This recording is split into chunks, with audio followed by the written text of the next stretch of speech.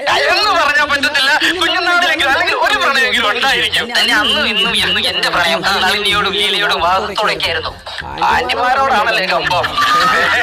ആശാന്റെ സൃഷ്ടികളാ. സ്വന്തം ആശാൻ പഠിപ്പിക്കുന്ന ആശാന്റെ മക്കൾ കുമാരനാശാന്റെ സൃഷ്ടികളാണ്. കവിയാ കവി. അതാരാണ് കുമാരനാശാൻ? അതില്ലേ? ഇല്ല.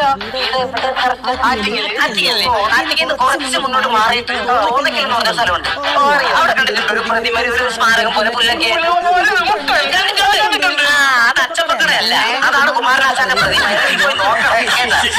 മാഷിന് ഭയങ്കര അറിവാണ്. പക്ഷെ എന്നെ പറ്റി ഒരു കാര്യം മാത്രം മാഷിന് അറിയത്തില്ല. ഞാൻ പണ്ടൊന്ന് ഗോവയിൽ പോയിട്ടുണ്ട്.